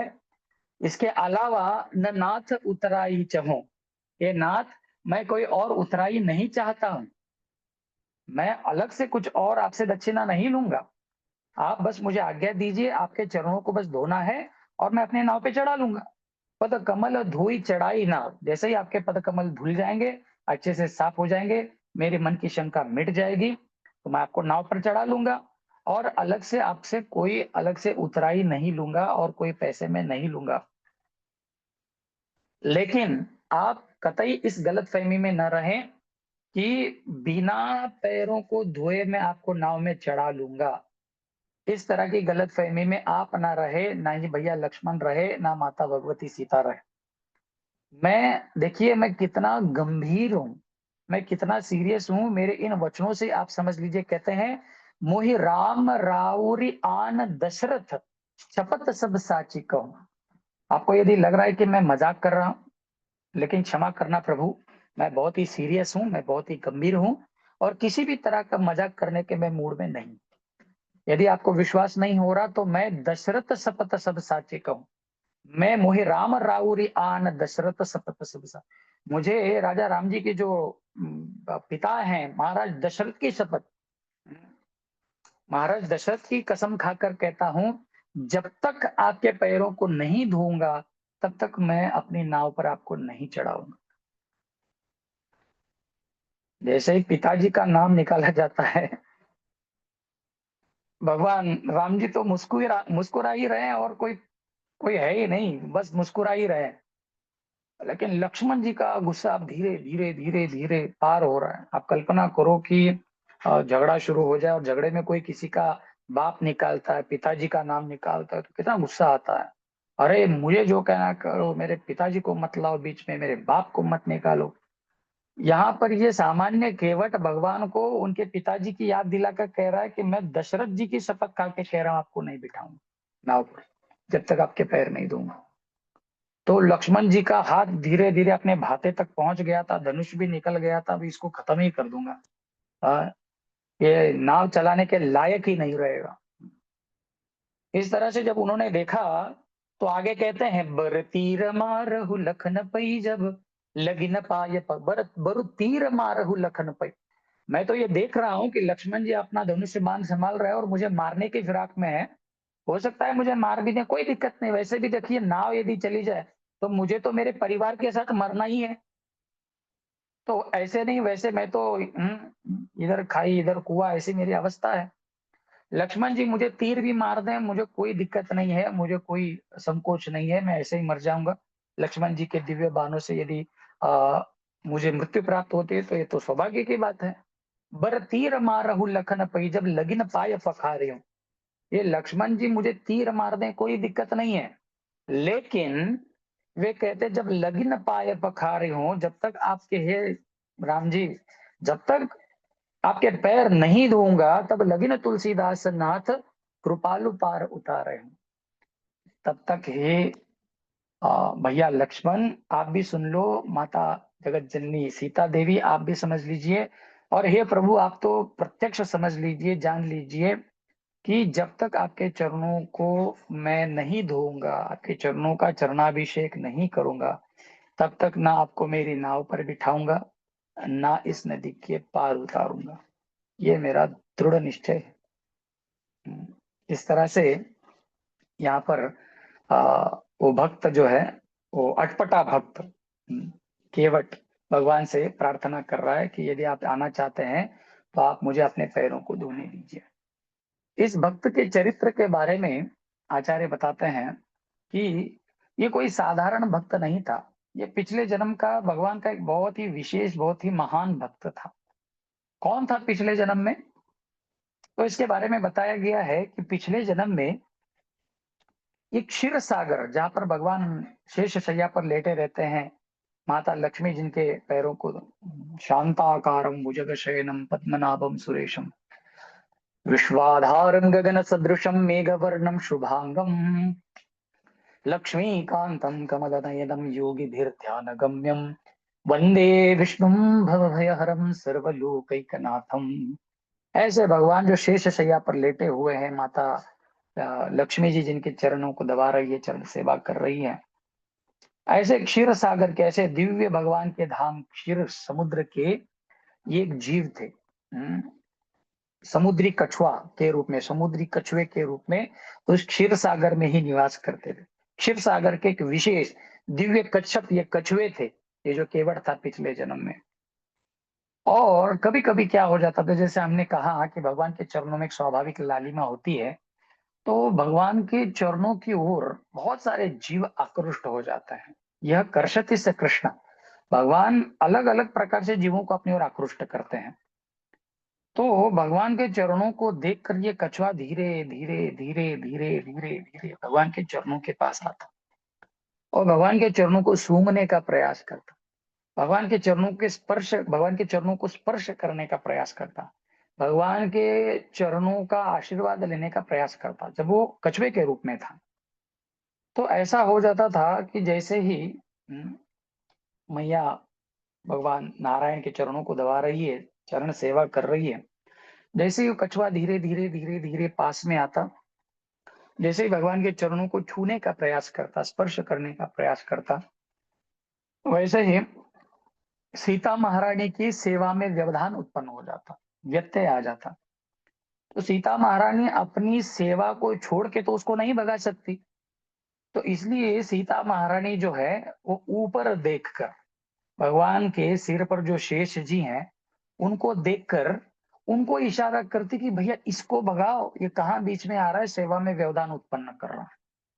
तो भगवान तो शांताकारम भुजग शयनम, भगवान तो योग निद्रा में लेटे हुए हैं, भगवान की योग निद्रा का भंग ना हो जाए निद्रा में, तो इसलिए चरण दबाते दबाते मैया जो है महालक्ष्मी लक्ष्मण जी से, जो अनंत शेष जो है उनसे कहती है कि आप इसको भगाओ, इस कछुए को।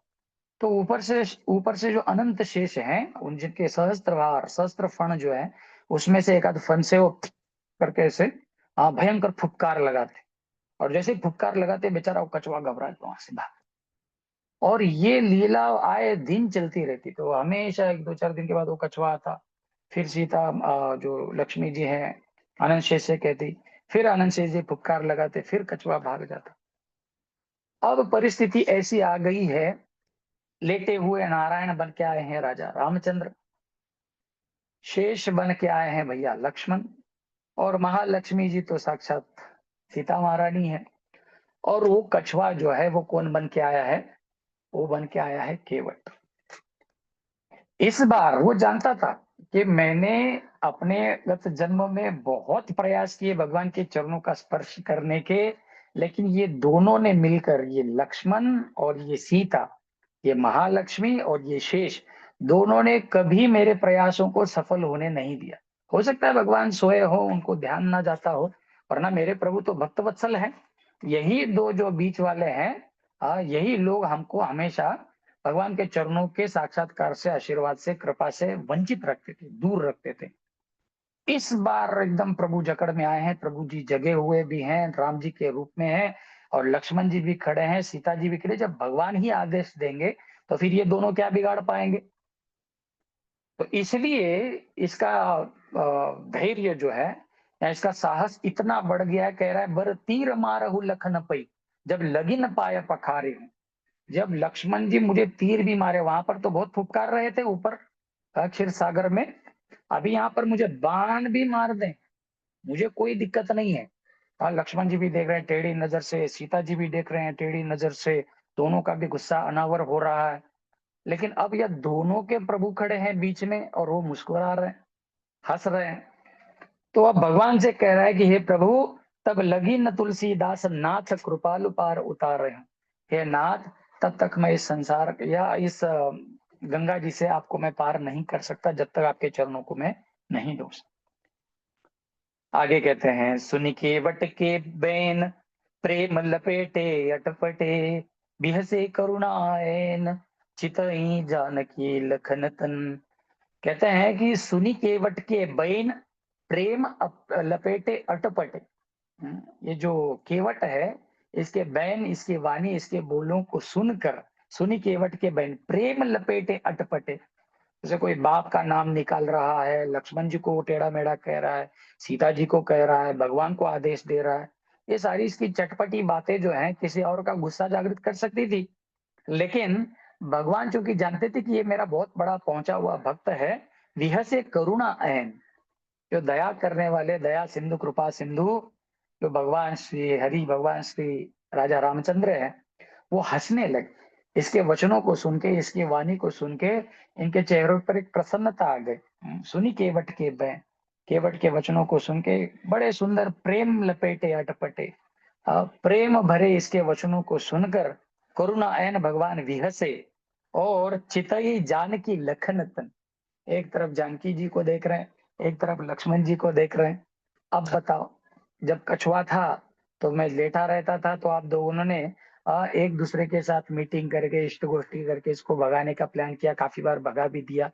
अब आप दोनों क्या करोगे? मानो इस भाव से दोनों की तरफ देख रहे हैं। बेहद करुणा ऐन चितई जानकी लखन तन, जानकी और लक्ष्मण जी दोनों को देख रहे हैं। अब क्या करें बताओ? इसके एक दो भाव है। एक तो भाव ये है कि एक तो बताओ, ये मेरे पैर धोना चाहता है, और धोए बगैर तो पक्की बात है, क्योंकि बाप की कसम खा के कह रहा है नहीं छोड़ूंगा, तो मुझे नहीं लगता ये सही में छोड़ने वाला है, तो पैर तो धोना ही पड़ेगा। तो आप लोगों को क्या लगता है? जानकी जी आप बताइए, लक्ष्मण जी आप बताइए, धोने दूं क्या इसको, चरण धोने दूं? एक तो भाव ये है, और दूसरा भाव यही है कि भैया देखो, जब मेरा ध्यान नहीं था तो आपने इसको काफी देर तक, काफी वर्षों तक, काफी युगों तक मेरे चरणों से दूर रखा, अब तो डायरेक्ट मेरे चरणों में आ गया है। अब क्या किया जाए? अब आपके पास क्या उपाय है? अब आप इसको कैसे भगा सकते हो? तो इस तरह से बड़ा ही सुंदर संबंध वो केवट और भगवान का है, और बड़ा ही सुंदर संवाद दोनों में चल रहा है। तो जब देखते हैं, लक्ष्मण जी भी अब सिर नीचे डाल लेते हैं, जानकी जी भी कहते हैं प्रभु अब तो कोई पर्याय ही नहीं, इतना समय भी नहीं है, कहाँ आगे जाएं, और पता नहीं कहाँ कौन सी कम जगह मिले पानी, या पता नहीं कौन सा केवट दूसरा आ जाए हमको पार करे। तो जब आ ही गया है ये, तो ठीक है, बस पैर ही तो धोने के लिए कह रहा, तो क्या कर सकते हैं? तो शांति से लक्ष्मण जी और सीता महारानी ने इशारों ही इशारों में कह दिया कि ठीक है, अब कोई पर्याय नहीं, अब तो पैर धोना ही पड़ेगा, अब क्या कर सकते हैं। तब भगवान कहते हैं, कृपा सिंधु बोले मुस्काई, सोई करो जय तब नाव न जाई। कृपा सिंधु बोले मुस्काई, भगवान दयालु हैं, भगवान कृपालु हैं।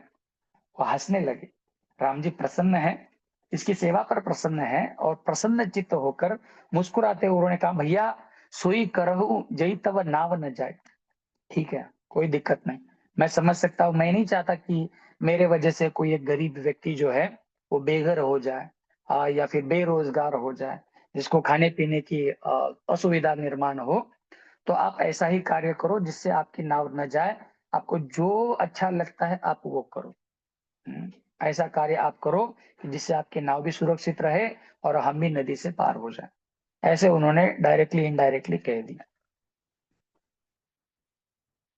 2 मिनट शांत बैठा और बाद में कहता है कि नहीं नहीं नहीं, इसमें कुछ मजा नहीं आ रहा। मैं देखिए एकदम मेरा स्टैंड एकदम फिक्स, एकदम स्पष्ट है। आपको आपको समझना है। देखिए, आप मुझ पर कृपा कर रहे हैं, अच्छी बात है, आप भगवान हैं, आप तो कृपालु हैं, दयालु हैं, कृपा करते ही रहते हैं।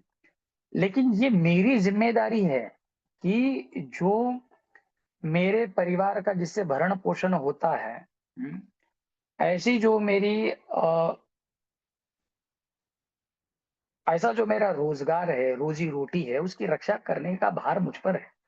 हाँ, इसलिए मैं सक्षम हूँ, मेरी नाव की रक्षा करने के लिए मैं बहुत सक्षम हूँ। आप कह रहे हैं कि ऐसा कार्य करो जिससे तुम्हारी नाव न जाए।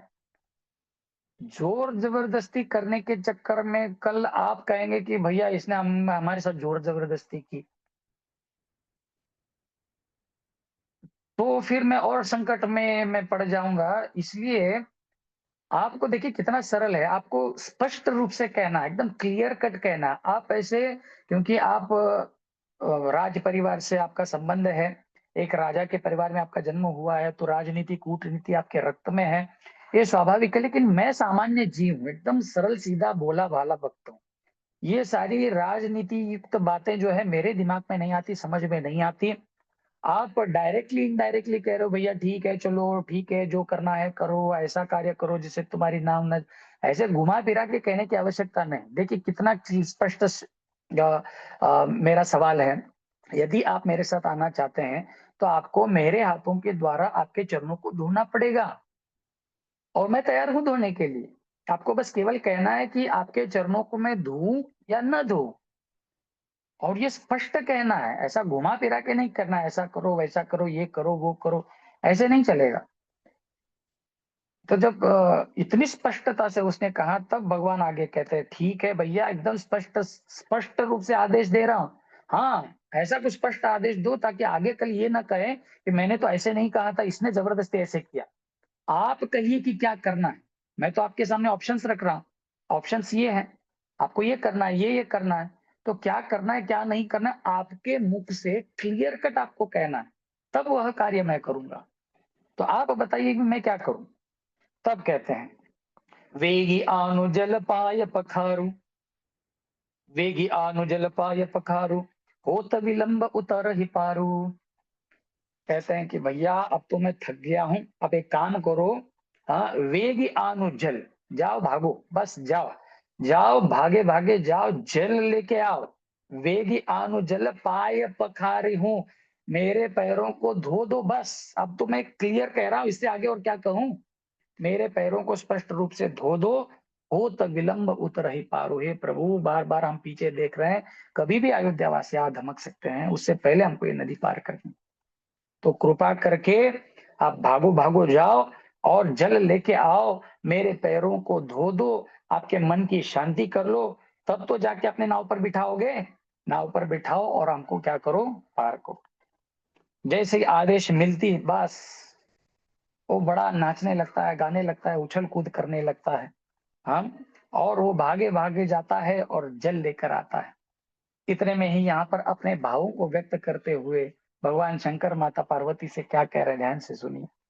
जासु नाम सुमिरत एक बारा, उतर ही नर भव सिंधु अपारा, सोई कृपालु के वट ही निहोरा, जेहि जगु कियतिहु पग उते थोरा। जासु नाम सुमिरत एक बारा, उतर ही नर भव सिंधु अपारा। कहते हैं जासु नाम सुमिरत एक बारा, जो प्रभु का हे उमा, जिन भगवान का नाम एक बार उच्चारण करने से, हरे कृष्णा कृष्ण कृष्ण हरे हरे, हरे राम राम राम हरे हरे, जासु नाम सुमिरत एक बारा, उतर ही नर भव सिंधु अपारा। जो इस संसार में पड़े हुए रचे पचे जो लोग हैं, संसार में अटके हुए लोग हैं, इस जग जंजाल में अटके हुए लोग, पुनरागमन की इस चक्र में, संस्कृति में लटके पटके जो लोग हैं, जन्म मृत्यु जरा व्याधि के चक्र में अटके हुए, ऐसे इस भव सागर को हंसते खेलते पार कर देते हैं प्रभु का नाम लेकर। आप कल्पना करो, जिस प्रभु का नाम लेने से लोग इतने बड़े भव सागर को पार करते हैं, ऐसे भगवान की छोटी सी नदी, जो नदी उनके चरणों से ही निकली है, चरणों से निकली गंगा प्यारी, जिसने सारी दुनिया तारी, उन चरणन में शीश नमाऊं, हे गिरिधर तेरी आरती गा। ऐसी ये गंगा भगवत पदी है, भगवान के चरणों से निकली है। और इस नदी को पार करने के लिए भगवान जो है वो उस केवट का निहोरा कर रहा है, मतलब केवट के चरणों में भगवान गिड़गिड़ा रहा है, भगवान प्रार्थना कर रहे हैं, ये भैया आओ और हमको पार करो। सोई कृपालु ऐसे दयालु भगवान केवट ही निहोरा, जेही जग किया तिहु पग उते थोरा। यदि चाहते तो भगवान एक छलांग में ही नदी पार नहीं कर सकते थे। अरे ये वही भगवान वामन है जिन्होंने 3 पग से छोटा कर दिया था ये ब्रह्मांड। वामन भगवान के रूप में जब ये प्रकट हुए थे तो अपने 2 ही पगों में उन्होंने समस्त ब्रह्मांड को नाप लिया। यही जग किया तिहु पग उते थोरा, 3 पैरों से भी छोटा कर दिया था ये ब्रह्मांड। ऐसे भगवान ये सामान्य केवट के चरणों में निवेदन कर रहे हैं। पद नख निरखी देव सरि हर्षि, सुनि प्रभु वचन मोह मति करसी।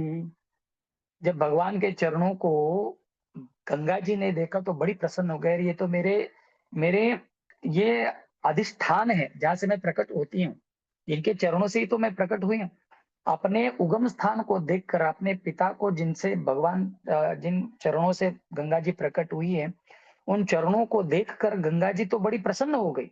देवश्री हर्षि सुनी प्रभु वचन, जब भगवान कह रहे हैं भैया नदी पार करो, पैर धो दो, नदी पार करो, निवेदन कर रहे हैं, इसको देखकर ये विस्मित हो गई गंगा जी। अरे हमको आदेश दे देते, मैं तो सारी नदी जैसे जैसे वसुदेव जी पार गए थे मथुरा से गोकुल की ओर, ऐसे में नदी का विभाजन कर दूंगी और आराम से आप चल के जा सकते हैं। आप नदी के बीचों बीच बहुत बड़ा हाईवे, जमुना एक्सप्रेस वे है ना, हाईवे बना दूंगी।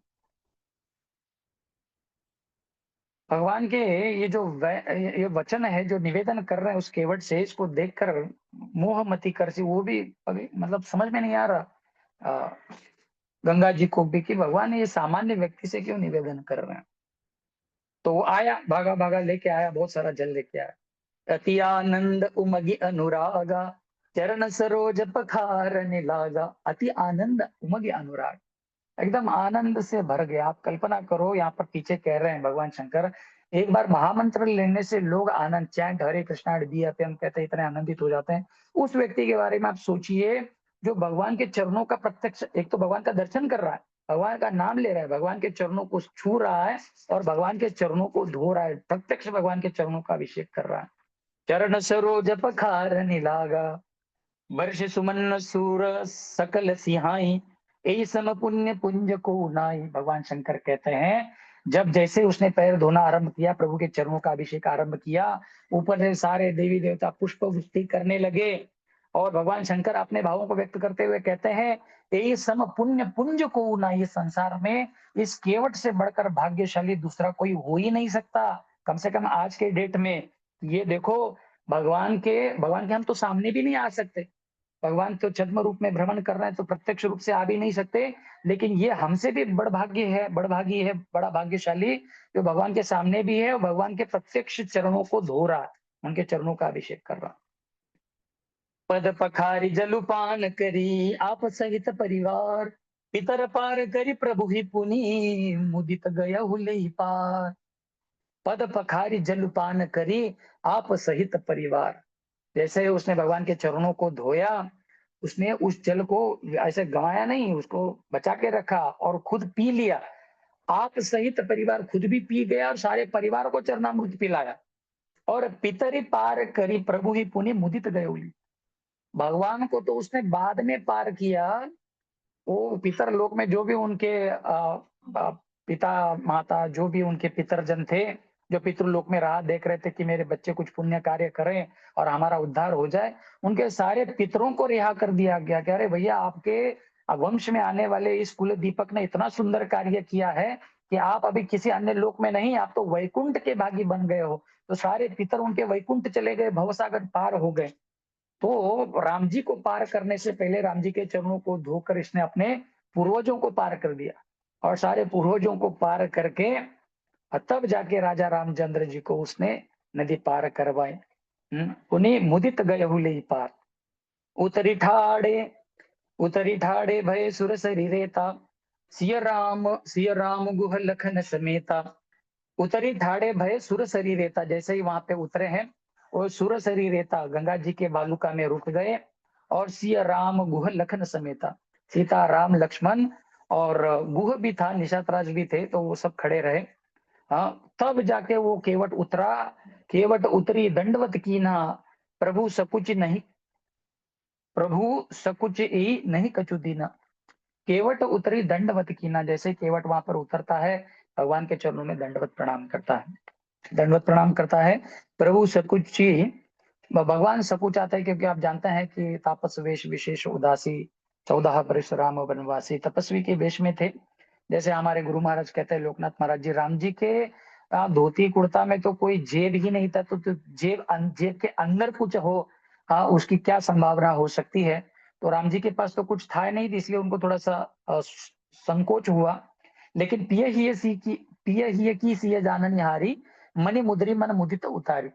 पिय ही की जाननी हारी, सीता महारानी अपने पिया भगवान श्री राजा रामचंद्र जी के मन के भावों को जानने वाली सीता, तो उसने प्रभु के भावों को जाना और मन मुद्री उतारी, आपने हाथों की एक मुद्रा उतार कर दे दी, कहा कि आप इसको क्या करो, इस केवट को आप दे दीजिए और यही हमारी तरफ से उतराई हो जाएगी।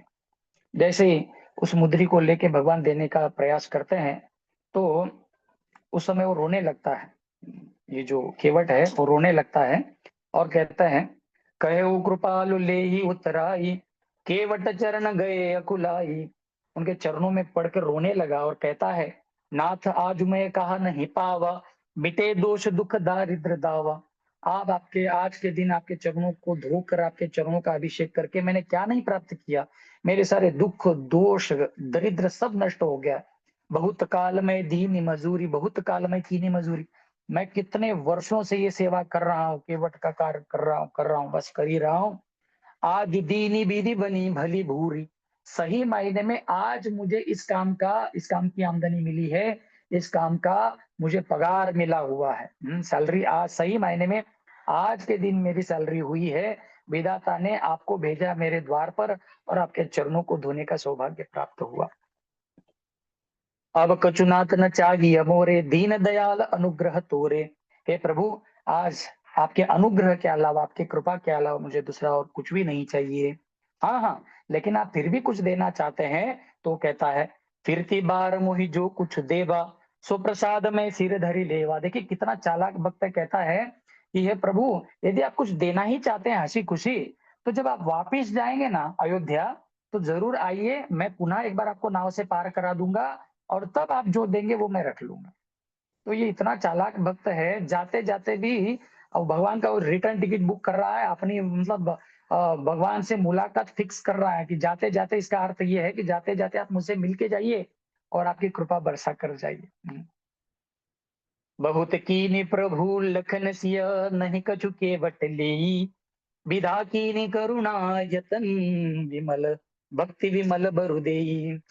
बहुत कीनी प्रभु लखन सिंह, अब तो सीता महारानी लक्ष्मण जी के चेहरे भी बदल गए हैं, उन्होंने भी इसके भावों को समझ लिया, रहे तो भगवान का बड़ा भक्त निकला, हम तो फालतू में ही सोच रहे थे कि परेशान कर रहा है। तो सबने निवेदन किया, भैया रख लो कुछ तो, एक छोटी सी मुद्रिका तो है, रख लीजिए। लेकिन केवट ने कुछ नहीं लिया, नहीं कछु ले केवट ले, विधा कीनी करुणायतन, दयालु कृपालु भगवान, करुणायतन भगवान ने और उससे विदाई ले ली, क्योंकि आगे भी तो बढ़ना है। भक्ति विमल वरु दे, उसको विमल शुद्ध भक्ति का वर दिया और वहां से भगवान जो है वो विदाई लेकर आगे पुनः चित्रकूट की ओर प्रस्थान कर चुके हैं। हरे कृष्णा कृष्ण कृष्ण हरे हरे, हरे राम राम राम हरे हरे।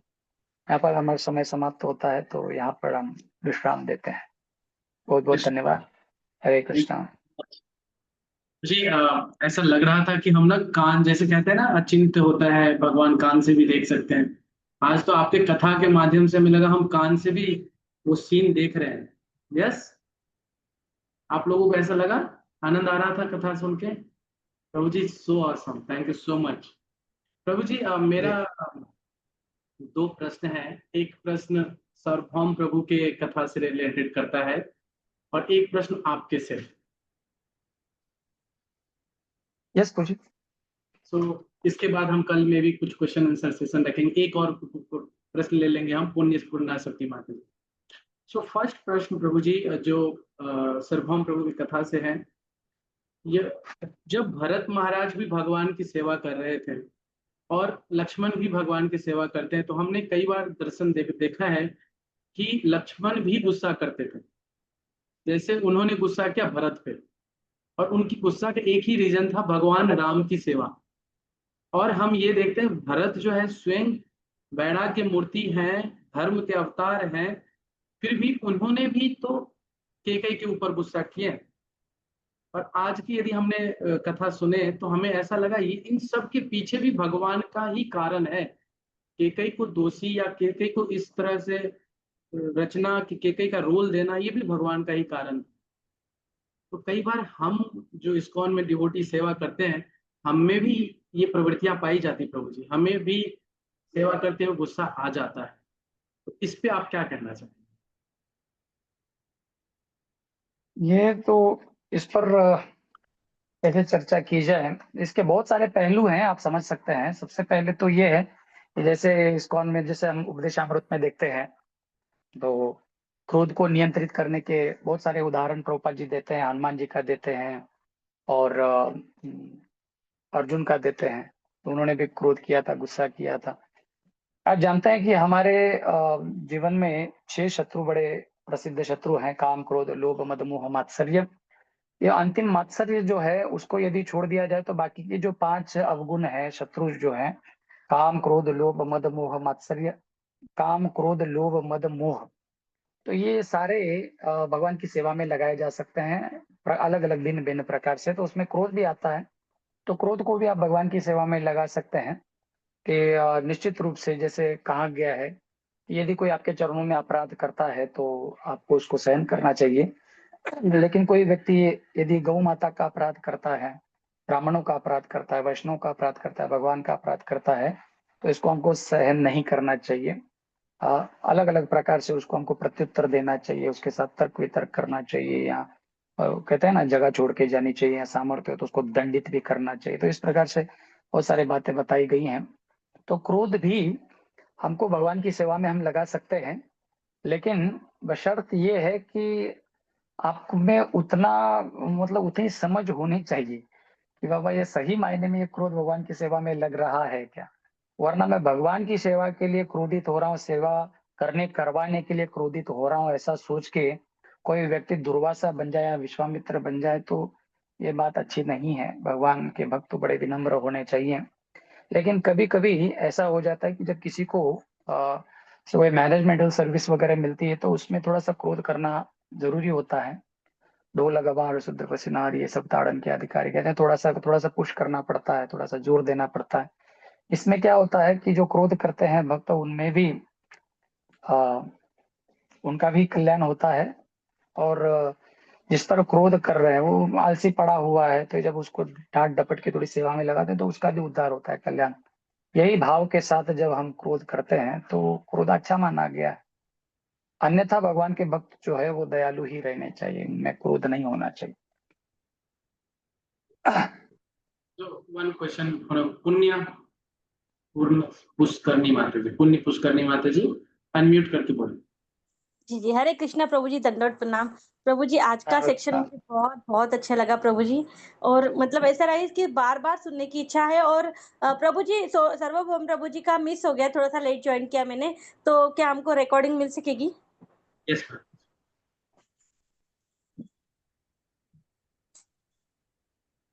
हरे कृष्णा। यस यस माता जी, मिलेगी आपको रिकॉर्डिंग। धन्यवाद धन्यवाद प्रभु जी। ओके, सो और अगर प्रश्न नहीं है, यस चित्रा माता जी। हरे कृष्णा प्रभु जी, धन्यवाद प्रणाम। It was really wonderful session. ऐसा लग रहा था we could see all the event what was going on. जब आपने कहा कि वो कछुए के रूप में आ रहे थे और उनको बोल रहे थे, एक्चुअली ऐसा लग रहा था कि वी आर विजुअलाइजिंग। मेरा एक प्रश्न था प्रभु जी, अब वो तो केवट ने भगवान से डायरेक्टली पूछ लिया कि मुझे सेवा करनी है, करने दोगे हाँ या ना, क्लियरली बोलो। हमें भी कहा जाता है कि जो भी हम सेवा इस मटेरियल वर्ल्ड में करते हैं, यही कोई एक सेवा जिसमें हम स्पेसिफिक होते हैं, वो हम बाद में जब हम शरीर त्यागते हैं, भगवान के धाम जाते हैं, तो वही सेवा कर रहे होते हैं। तो हमें ये कौन बताएगा प्रभु जी कि हमारे लिए क्या सेवा है जो हम गोलोक में भी करने वाले? हमें इतना क्लैरिटी कैसे आएगा कि यस दिस इज दी सेवा which I can do it perfectly, जिससे मेरे गुरु प्रसन्न हो रहे हैं या मेरे भगवान प्रसन्न हो रहे हैं, और यही सेवा वो है जो मैं गोलोक में करने वाली हूँ। थैंक यू प्रभु जी। इसका सरल उत्तर यही है कि गुरु ही वह व्यक्ति है जो आपको मतलब इसका मार्गदर्शन करेंगे, क्योंकि गुरु होते ही इसलिए हैं। गुकारस्तु अंधकारित्वा रुकारस्य निरोधता अंधकार निरोधस्यात् गुरुरित्य विधीयते। ओम अज्ञानतिमिरान्धस्य ज्ञानांजन शलाकया चक्षुः उन्मीलितं येन तस्मै श्री गुरुवे। गुरुजन होते हैं जो आपको अशुद्ध अवस्था में, अपराध सहित, अपराध रहित शुद्ध अवस्था में, हर परिस्थिति में आपको मार्गदर्शन करने का कार्य गुरु का होता है। चक्षु उन्मीलितम येन तस्मै श्री गुरु। गुरु सदैव आपको ज्ञानांजन शलाकया, ज्ञान रूपी अंजन आपके आंखों में डाल के खोलते रहते हैं और आपको सेवा में लगाते रहते हैं। बद्ध अवस्था में भी और मुक्त अवस्था में भी गुरुजन ही आपको मार्गदर्शन। श्री विग्रह आराधन नित्यनाना श्रृंगार तन मंदिर मार्जनाद युक्तस्य भक्तांश नियुंजतोपि वंदे गुरु श्री चरणारविंदम। तो गुरुजन होते हैं वो आपके भाव को जानते हैं, आपके स्वभाव को जानते हैं, आपके स्वरूप को जानते हैं, और उस ही दिशा में इसलिए हमारा यह कर्तव्य है कि गुरुर आज्ञा, कहते हैं ना कि बाबा गुरुमुख पद्म वाक्य चिते करिया के आरणा करी हमोने ये प्रसादे पूरे सर्व आशा, आपकी सारी आशाएं पूर्ण हो जाएंगी यदि आप गुरु के वचनों को आपके हृदय में धारण करेंगे और उसको दृढ़ता के साथ उसका पालन करते रहेंगे। बस इतना ही है। क्लियर? थैंक यू प्रभु जी, धन्यवाद प्रणाम। Yes So thank you so much Prabhu. Yes मेरे हृदय में स्पेशली आपकी बहुत कृतज्ञता है। You accepted the last minute for this session and हम सब बहुत आनंदित हुए आपकी कथा से। प्रभु जी, हम पुनः आपका कल का सेशन का इंतजार करेंगे। और कल दशहरा भी है, यदि आप दशहरा के बारे में बोलेंगे, ऐसा कई भक्त कह रहे हैं, तो हमें घर से बाहर मैं जाने का सोच रहा था कि राम जी के चरित्र से जो है संक्षिप्त में, या तो राम जी का चरित्र होगा या फिर कुछ सीखेंगे, कुछ बातें सीखने लायक, उसको हम थोड़ा सा समझने का बिल्कुल ठीक रहेगा। भागवत के एक श्लोक से जो है हम लोग चर्चा करेंगे, कुछ सीख प्राप्त करेंगे। दशहरा का अर्थ ही है रावण, दशहरा के दिन रावण का वध किया गया था, तो एक अवगुणों के ऊपर सद्गुणों की विजय, कहते हैं ना, तो ये दशहरा का मूल है। तो दशहरा के दिन हमको कुछ ना कुछ सीखना चाहिए, कुछ ना कुछ सीखना चाहिए।